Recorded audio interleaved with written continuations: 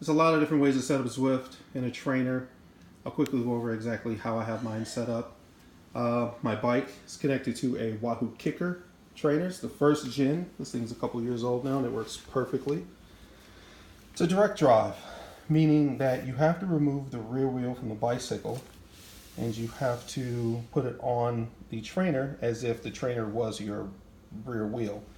It has a skewer, a quick release skewer and everything here to do so. So the Smart Trainer gives you speed and power. I also have a cadence sensor here on the inside of this crank arm so I can get cadence, and my heart rate monitor, my heart rate strap that I wear. All of my sensors are all Bluetooth and ANT+.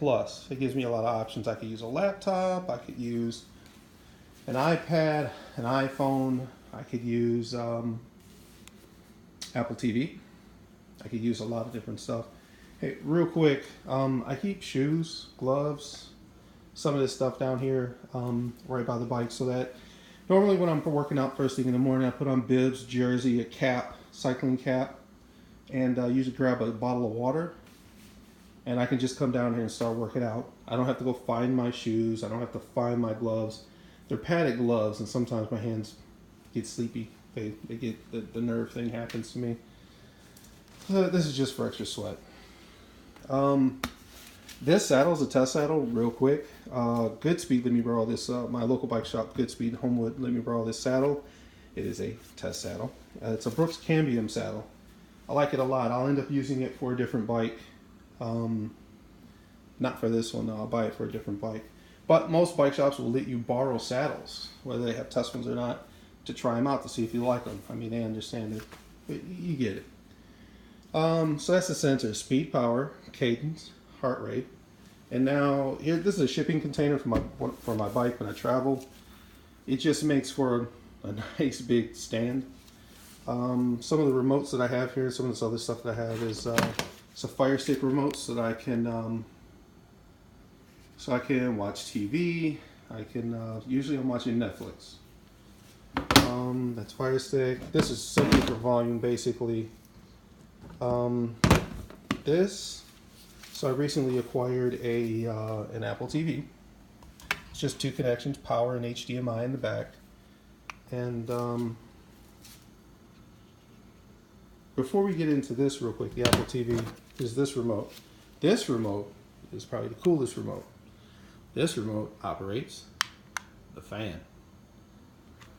Yeah, because the first minute or two that I'm down here cycling, I'm still cold.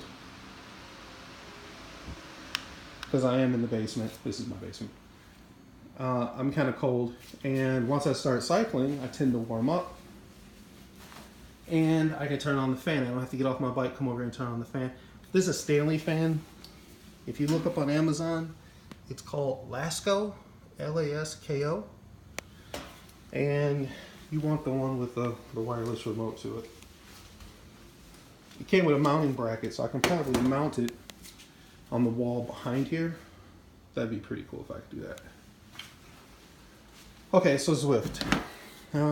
This is the Apple TV. I have an old monitor here from a computer I no longer have. You install Zwift as an app, just like all the other apps that you install. The only thing is here is I've already logged in because I've used it before. The next screen.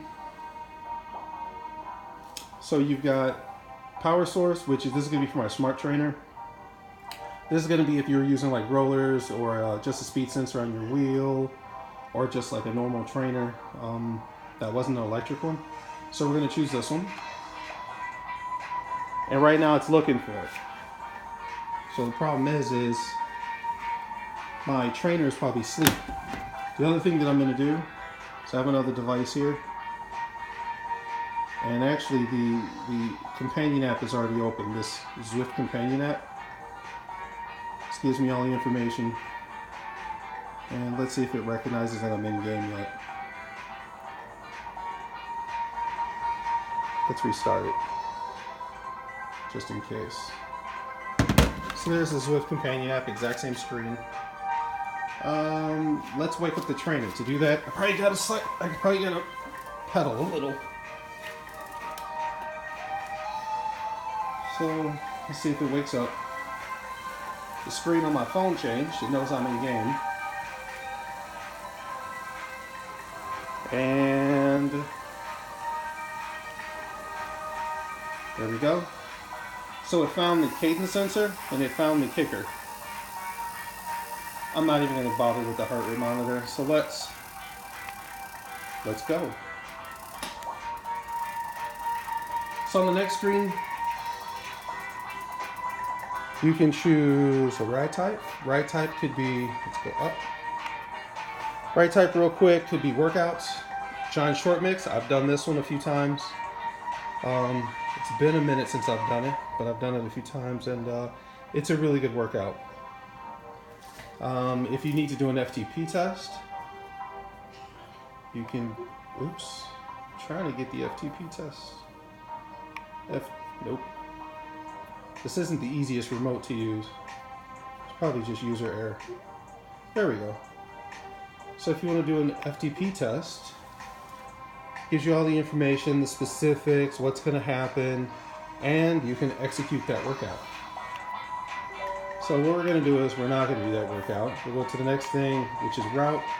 Right now it's doing New York, so it's Central Park. There's tons and tons of, not tons, there's a few different routes that you can do here. So we'll just pick any one. We'll say okay. And now you can scroll down to ride. And that's it. If you start to pedal,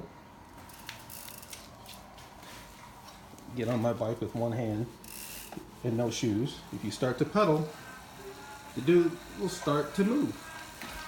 Ow. And that's it. And now you pedal.